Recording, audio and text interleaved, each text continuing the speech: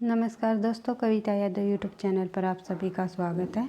संपूर्ण हिंदी की तैयारी को आगे बढ़ाते हुए आज की क्लास में हम करने वाले हैं प्रेमचंद पूर्व हिंदी उपन्यास। हमने हिंदी साहित्य के गद्य खंड के अंतर्गत उपन्यासों को शुरू किया हुआ है। सबसे पहले हमने किया है उपन्यास की शुरुआत या उपन्यास का आविर्भाव किस शताब्दी से माना जाता है, तो 19वीं शताब्दी के अंतिम चरण से उपन्यासों की शुरुआत मानी गई है। और हमने पिछली क्लास में देखा था कि किस उपन्यास को हिंदी का प्रथम उपन्यास माना गया और किस विद्वान द्वारा हिंदी का प्रथम उपन्यास इसे माना गया। जैसे कि हमने पढ़ा था कि रानी के केतकी की कहानी ईशा अल्लाह खां द्वारा रचित शिवनारायण श्रीवास्तव ने हिंदी का प्रथम उपन्यास माना। देवरानी जेठानी को गौरी दत्त द्वारा रचित गोपाल राय जी ने हिंदी का प्रथम उपन्यास माना। और भाग्यवती को, जो कि सरदाराम फुलेरे द्वारा रचित है, विजय शंकर मल ने हिंदी का प्रथम उपन्यास माना। इसके बाद हमने पढ़ा था 1882 ईस्वी में परीक्षा गुरु जो कि श्री लाल दास निवास द्वारा रचित उपन्यास है। यह आचार्य रामचंद्र शुक्ल ने इसे हिंदी का प्रथम उपन्यास माना और परीक्षा गुरु को हिंदी का प्रथम मौलिक उपन्यास भी माना जाता है। उसके बाद श्री कृष्ण लाल जी ने चंद्रकांता, जो कि देवकी नंदन खत्री द्वारा रचित उपन्यास है, श्री कृष्ण लाल ने चंद्रकांता को हिंदी का प्रथम उपन्यास माना। और हजारी प्रसाद द्विवेदी ने भारतेंदु जी द्वारा रचित पूर्ण प्रकाश चंद्र प्रभा, जो कि 1889 ईस्वी में रचित उपन्यास रहा है भारतेंदु जी का, उसको हिंदी का प्रथम उपन्यास माना। अलग अलग विद्वानों ने हिंदी का प्रथम उपन्यास अलग अलग माने हैं। अपने मत के अनुसार उन्होंने बताया है कि इस उपन्यास को प्रथम उपन्यास माना जाना चाहिए।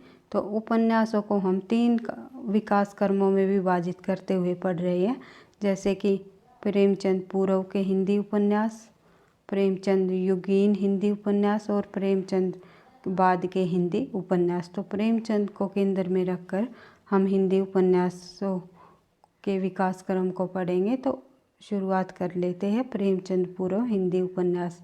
प्रेमचंद पूर्व हिंदी उपन्यासों में कौन कौन उपन्यास प्रमुख रहे और कौन उनके लेखक रहे, ये हम देख लेते हैं कि प्रेमचंद पूर्व उपन्यासों में किस किस प्रकार के उपन्यास लिखे गए, उनकी लेखन किस प्रकार के उपन्यास लिखे गए, जैसे कि तिलिस्मी और अय्यारी उपन्यास लिखे गए, जासूसी, ऐतिहासिक, सामाजिक, और किस प्रकार के वे उपन्यास रहे और क्या उनका उद्देश्य रहा, ये सब हम आज की क्लास में पढ़ने वाले हैं। तो एक एक पॉइंट को आपको बिल्कुल ध्यान से पढ़ते हुए चलना है, क्योंकि यहाँ से परीक्षा में प्रश्न पूछे जाते हैं। तो देख लेते हैं हिंदी उपन्यासों का प्रारंभिक चरण। प्रेमचंद पूर्व के हिंदी उपन्यासों से हुआ, यानी कि जो प्रारंभिक चरण है हिंदी उपन्यास का, वो कहाँ से हुआ? प्रेमचंद पूर्व के हिंदी उपन्यास रहे हैं उनका प्रारंभिक चरण। उपन्यासों का जो प्रारंभिक चरण कौन सा माना गया है? प्रेमचंद पूर्व हिंदी उपन्यासों को। उसके बाद देख लेते हैं प्रेमचंद पूर्व उपन्यास उपदेशात्मक और मनोरंजनात्मक प्रवृत्ति से प्रचलित थे। किस प्रकार के उपन्यास लिखे गए प्रेमचंद पूर्व के उपन्यास? उपदेशात्मक और मनोरंजनात्मक। उनका उद्देश्य जनता का मनोरंजन करना ही रहा था। तो देख लेते हैं, इस काल में लिखे गए उपन्यास प्रधानतः सुधारवादी, उपदेशवादी प्रवृत्ति से प्रचलित थे और उनका मुख्य उद्देश्य क्या था? मनोरंजन ही माना जाता है। बढ़ते हैं आगे।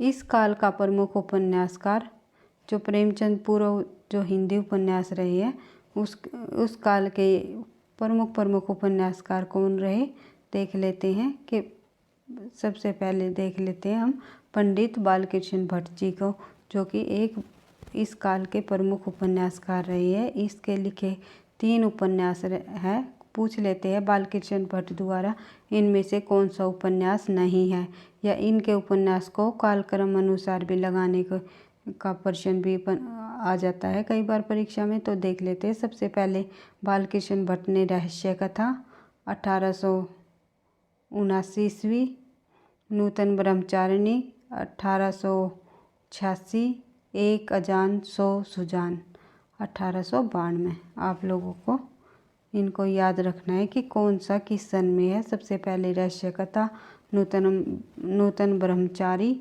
तथा एक सुजान, एक अजान है भाई, पहले एक अजान सौ सुजान।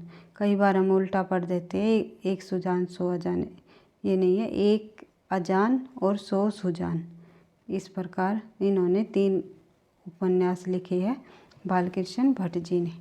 बढ़ते हैं आगे। इनके उपन्यासों का मूल स्वर क्या रहा?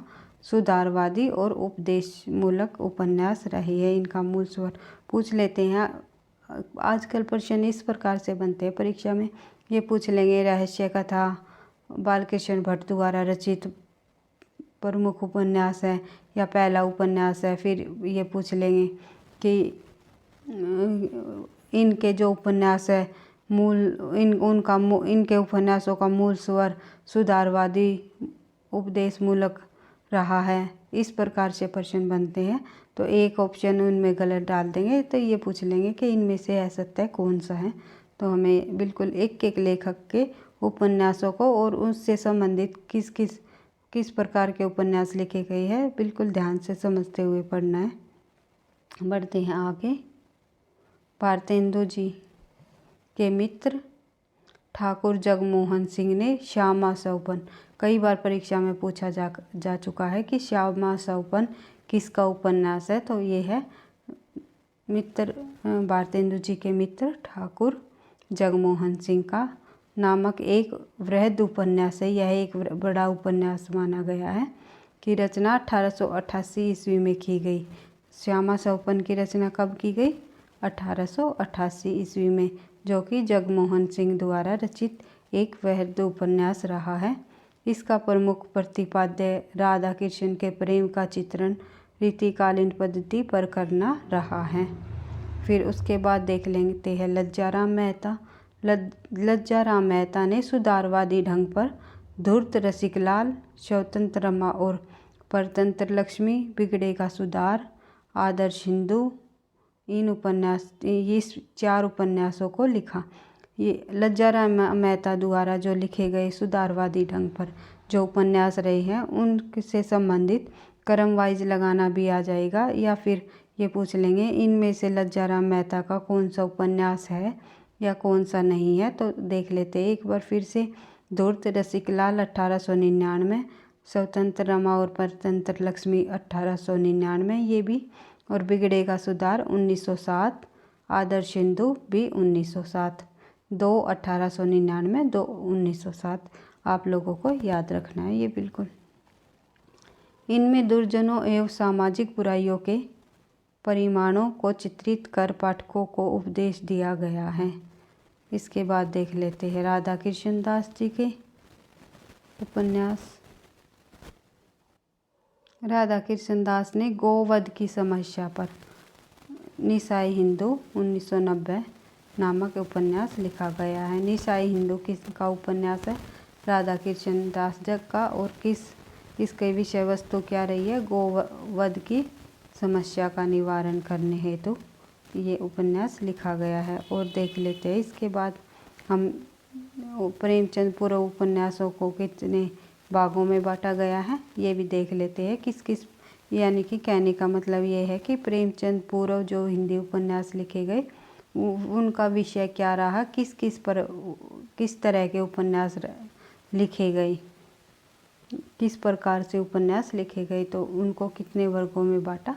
4 वर्गों में हमने बांट लिया। तिलिस्मी अय्यारी उपन्यास, जासूसी उपन्यास, ऐतिहासिक उपन्यास और सामाजिक उपन्यास। जो तिलिस्मी और अय्यारी जो उपन्यास है उसमें जादू टोने का प्रभाव अधिक देखने को मिलता है। जो जादू टोने के से संबंधित जो उपन्यास लिखे गए जैसे कि चंद्रकांता वगैरह, तो ये इस तरह के उपन्यास है, ये तिलिस्मी और अय्यारी उपन्यासों के अंतर्गत आएंगे। तो देख लेते हैं, पढ़ लेते हैं। सबसे पहले तिलिस्मी अय्यारी उपन्यास। देवकीनंदन खत्री ने तिलिस्मी अय्यारी उपन्यास की शुरुआत मानी। देवकीनंदन खत्री से तिलिस्मी और अय्यारी उपन्यासों की शुरुआत मानी जाती है। ये आप लोगों को पता है। देवकीनंदन खत्री जो प्रसिद्ध उपन्यासकार रहे हैं, किस प्रकार के उपन्यास उन्होंने लिखे, तिलिस्मी और अय्यारी संबंधित जो उपन्यास लिखे गए उन्होंने देवकीनंदन खत्री द्वारा ही अधिक लिखे गए। तो देख लेते हैं कौन कौन से उनके प्रमुख उपन्यास रहे। इन्होंने तिलिस्मी अय्यारी जादू टोना से संबंधित, जादू टोना होता है एक तिलिस्मी और अय्यारी, जो जिस प्रकार तिलिस्मी और अय्यारी उपन्यास लिखे गए उनके अंतर्गत क्या आएंगे, जादू टोना के से संबंधित कथाएं। उपन्यासों की रचना पाठकों के मनोरंजन, उपन्यासों की रचना करके पाठकों का मनोरंजन किया है। यानी कि जादू टोना से संबंधित जो उपन्यासों की रचना की है उन्होंने, तिलिस्मी अय्यारी संबंधित जो उपन्यास लिखे हैं उनके अंतर्गत देवकीनंदन खत्री जी ने पाठकों का, इन उपन्यासों के माध्यम से पाठकों का मनोरंजन किया है। और साथ ही यह माना है कि इनके उपन्यासों को पढ़ने से अहिंदी भाषियों ने हिंदी सीखी। कई बार परीक्षा में ये प्रश्न बना हुआ है कि अहिंदी भाषियों ने हिंदी किस उपन्यासकार के उपन्यासों से सीखी। यानी कि ये भी पूछ लेते हैं किस देवकीनंदन खत्री द्वारा ऐसा कौन सा उनका प्रसिद्ध उपन्यास रहा है जिसके द्वारा अहिंदी भाषियों ने हिंदी सीखी, तो वो हो जाएगा चंद्रकांता। चंद्रकांता के द्वारा ही इतना प्रसिद्ध उपन्यास रहा कि जो अहिंदी जो भाषी जो लोग थे विदेशों में भी हिंदी सीखने का अधिक रुझान पैदा हो गया केवल चंद्रकांता उपन्यास पढ़ने के लिए। बढ़ते हैं आगे, उसके बाद देख लेते हैं कौन कौन से उपन्यास रहे हैं देवकीनंदन खत्री के।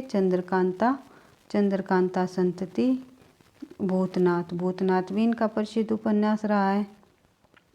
काजर की कोठरी, कुसुम कुमारी, नरेंद्र मोहनी तथा वीरेंद्र वीर, ये इनके प्रमुख उपन्यास रहे हैं देवकीनंदन खत्री के। तो आप एक बार से फिर इनको रिवाइज कर सकते हो अच्छे से, क्योंकि इनमें से पूछा जाता है इनमें से देवकीनंदन खत्री का कौन सा उपन्यास है या कौन सा नहीं है। अगर आप इनको बार बार पढ़ोगे, रिवाइज करते रहोगे उपन्यासों को, ये तो आपको ये बिल्कुल याद हो जाएगा ये उपन्यास इस लेखक द्वारा लिखा गया, इसमें ये कहा गया, इसमें इसके अंतर्गत ये है। भाई इनकी जो व्याख्या, जो प्रमुख उपन्यास रहे हैं जैसे कि भाग्यवती और परीक्षा गुरु, जो नेट के अंतर्गत नए पाठ्यक्रम के अनुसार है, उनको हम अलग से उनकी कथा वस्तु को समझते हुए अलग से करेंगे बिल्कुल डिटेल से। तो शुरुआत कर लेते हैं। इन उपन्यासों में घटनाओं का संयोजन इतनी कुशलता से किया गया है कि पाठक की कुतूहलवृत्ति अंत तक जागृत रहती है। वह अंत तक उपन्यास में जादू में बंधा रहता है। और भले ही साहित्यिक दृष्टि से ये उपन्यास उच्च कोटि के न हो, किंतु पाठकों को बांधने की इनकी शक्ति बेजोड़ है।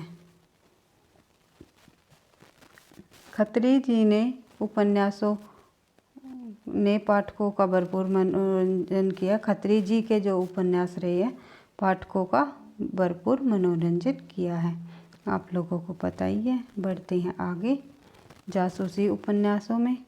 जासूसी उपन्यास के अंतर्गत कौन कौन प्रमुख उपन्यास रहे देख लेते हैं एक बार किस प्रकार के।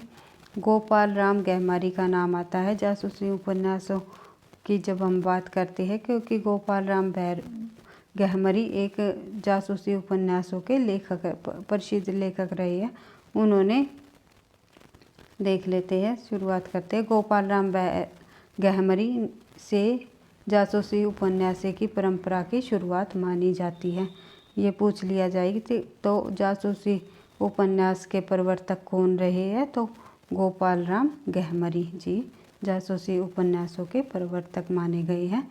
तो गहमरी जी ने बाबू अंग्रेजी के जासूसी उपन्यासकार आर्थर कॉनन डॉयल, कई बार परीक्षा में पूछा गया भाई, इम्पोर्टेंट है ये।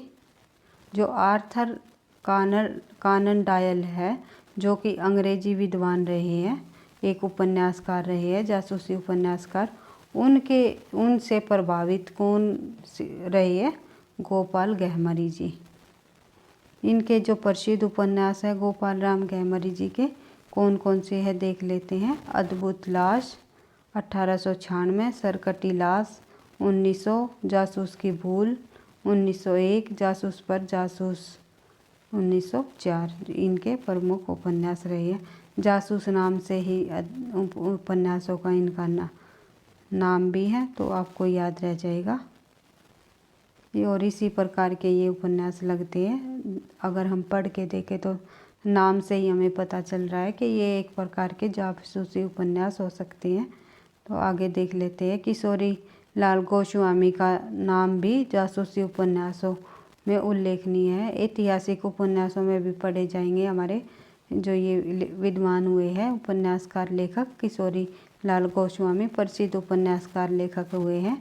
तो इन्होंने जासूसी उपन्यास भी, कुछ जासूसी उपन्यास भी लिखे हैं। जैसे कि देख लेते हैं कौन कौन से इनके प्रमुख उपन्यास हैं। जिंदे की लाश, एक सेकंड भाई, जिंदे की लाश, तिलिस्मी शीश महल, लीलावती, याकूत तख्ती, जो ये उपन्यास है ये किनके हैं? किशोरी लाल गोस्वामी जी के। इन उपन्यासों में घटना की प्रधानता थी, यानी कि जो जासूसी उपन्यास रहे हैं उनमें घटना की अधिक प्रधानता थी। सामान्यतः ऐसे उपन्यासों का प्रारंभ किसी हत्या अथवा लावारिस लाश की छानबीन से होता था। इन उपन्यासों में सामाजिक सीख अथवा उपदेशात्मकता की कोई गुंजाइश का स्थान नहीं था। बढ़ते हैं आगे। ऐतिहासिक उपन्यासों में देख लेते हैं कौन कौन से प्रमुख ऐतिहासिक उपन्यास रहे हैं। ऐतिहासिक उपन्यासों का संबंध भारतीय अतीत के गौरव गाथा से रहा है। इस परंपरा के उपन्यासों पर पुनरुत्थानवादी चेतना का विशेष प्रभाव रहा है। किशोरी लाल गोस्वामी और गंगा प्रसाद गुप्त विशेष भूमिका ऐतिहासिक पात्रों को आधार बनाकर राष्ट्रीय सामाजिक जागरण का प्रयास करने वाले उपन्यासकारों में रही है। और जो किशोरी लाल गोस्वामी है उसके द्वारा कृत ऐतिहासिक उपन्यास कौन कौन से रहे हैं देख लेते हैं। सुल्तान रजिया बेगम व महल में हलाल, जो उपन्यास है ये एक ही उपन्यास है, सुल्तान रजिया बेगम व रंग महल में हलाहल। तो ये उपन्यास किनका है? किशोरी लाल गोस्वामी जी का। उसके बाद देख लेते हैं जो कि 1904 में रचित उपन्यास है ये, मल्लिका देवी या बंग सरोजनी, ये भी उपन्यास किशोरी लाल गोस्वामी का है। 1905 में लखनऊ की कब्र व शाही महल सरा, 1917 में आदि जो उपन्यास रही है ये किशोरी लाल गोस्वामी जी द्वारा रचित प्रमुख उपन्यास है। गंगा प्रसाद गुप्त के जो ऐतिहासिक उपन्यास है वो है नूरजहाँ 1902, सिंह सेनापति हमीर 1903। बढ़ते हैं आगे। सामाजिक उपन्यासों को देख लेते हैं। किस किस लेखक के प्रमुख सामाजिक उपन्यास रहे हैं। सामाजिक उपन्यासों में नैतिकता तथा उपदेशपरकता की स्पष्ट झलक दिखाई देती है। लज्जा राम शर्मा, किशोरी लाल गोस्वामी, अयोध्या सिंह उपाध्याय और ठाकुर जगमोहन सिंह इस परंपरा के प्रमुख उपन्यासकार रहे हैं। किशोरी लाल गोस्वामी को हमने ऐतिहासिक उपन्यासों में भी पढ़ा, जासूसी उपन्यास भी उन्होंने लिखे और सामाजिक उपन्यास भी किशोरी लाल गोस्वामी जी ने लिखे हैं। ऐसा नहीं है कि एक उपन्यास ने केवल एक ही तरह के उपन्यास लिखे हैं, उन्होंने अलग अलग तरह के उपन्यास लिखे हुए हैं। तो देख लेते हैं कौन कौन से प्रमुख हैं इनके उपन्यास। सबसे पहले लज्जा राम शर्मा के जो देख लेते हैं, उनका है आदर्श दंपत्ति 1904, बिगड़े का सुधार, सती सुखी देवी 1907 और आदर्श हिंदू 1914। आदर्श दंपति, आदर्श हिंदू ये प्रमुख उपन्यास रही है। बिगड़े का सुधार भी उनका प्रमुख उपन्यास रहा है। तो कई बार ये भी पूछ लेते हैं परीक्षा में, बिगड़े का सुधार का दूसरा उपन्यास का दूसरा नाम क्या है? तो सती सुखदेवी आपको याद रखना है, ये इनका दूसरा नाम है बिगड़े का सुधार का। इम्पोर्टेंट रचना है लज्जा राम शर्मा की। बढ़ते हैं आगे। किशोरीलाल गोस्वामी के जो लीलावती व आदर्शती, चपला व नव्य समाज, पुनर्जन्म व सोतिया डाह, माधवी, माधव व मदन मोहनी, इनके उपन्यासों की एक ट्रिक मैं आपको बता दूंगी। इसमें वह शब्द आपको दिखाई देगा, वह लगा रहेगा इनके उपन्यासों का। जब हम नाम पढ़ेंगे तो बीच में आपको वह दिखाई देगा। तो यही आप किशोरीलाल गोस्वामी के उपन्यास आप एग्जाम में ट्रिक से आप पता कर सकते हो। हाँ, ये किशोरीलाल गोस्वामी जी का उपन्यास है। और अंगूठी का नगीना इनका प्रमुख उपन्यास है। इन उपन्यासों में इन्होंने विशेष ख्याति प्राप्त की है। बढ़ते हैं आगे। अयोध्या सिंह उपाध्याय जी का, अयोध्या सिंह उपाध्याय जी का अधखिला फूल और ठेठ हिंदी का ठाठ, ये दोनों इम्पोर्टेंट उपन्यास रही है। कई बार परीक्षा में पूछे गए हैं। ठेठ हिंदी का ठाठ और अधखिला फूल उपन्यास किसका है? तो अयोध्या सिंह उपाध्याय हरिऔध जी का है ये। अधखिला फूल 1907 और ठेठ हिंदी का ठाठ 1899 इनके प्रसिद्ध उपन्यास रही है। ठाकुर जगमोहन सिंह के श्यामा संपन्न 1889, ये हमने पढ़ लिया था। जो भारतेंदु जी का मित्र श्यामा, ये शुरुआत में ही हमने पढ़ा था कि जगमोहन सिंह द्वारा लिखा गया श्यामा संपन्न उपन्यास। प्रेमचंद पूर्व उपन्यासों में भारतीय तथा पश्चिमी संस्कृति को आमने सामने रखकर भारतीय संस्कृति के स्वर्णिम पक्षों को उद्घाटित करने का प्रयास किया गया है। हिंदू जाति की नैतिकता तथा नारी जाति के सतीत्व को पुनः स्थापित करने का प्रयास भी किया गया है। प्रेमचंद युगीन उपन्यासों के अंतर्गत भारतीय नारीत्व के मूल्य को बचाने का प्रयास नहीं, बल्कि पश्चिमी अंधानुकरण दुष्परिणामों को सुधारने का प्रयास भी इन उपन्यासों में दिखाई देता है। आप लोगों को पता ही है, जब आप इन उपन्यासों को पढ़ोगे तो आपको समझ होगा कि हम पढ़ेंगे इन उपन्यासों की थोड़ी थोड़ी कथा वस्तुओं को भी, तो हमें पता चल जाएगा हाँ इन उपन्यासों में किन किन क्या क्या विशेषताएं रही है या किस प्रकार के ये उपन्यास रहे हैं। तो देख लेते हैं। संक्षेप में हम कहें तो कहा जा सकता है कि इस युग में उपन्यास प्रधानतः सुधारवादी एवं उपदेशात्मक प्रवृत्ति से लेकर लिखी गई है, जिनका उद्देश्य मनोरंजन करना था। साथ ही प्रेमचंद युगीन उपन्यासों के लिए इस युग के उपन्यासों की पृष्ठभूमि की तैयारी की है। भाई आज की क्लास में हमने बस प्रेमचंद पूर्व युगीन उपन्यास ही किए हैं। नेक्स्ट क्लास में हम इसी तरह प्रेमचंद युगीन उपन्यासों करेंगे। फिर एक क्लास में प्रेमचंद्रोत्तरी उपन्यासों को हम कर लेंगे, देख लेंगे। अगर प्रेमचंद युगीन उपन्यासों की क्लास हमारी छोटी हुई तो हम दोनों को इकट्ठा ही कर लेंगे।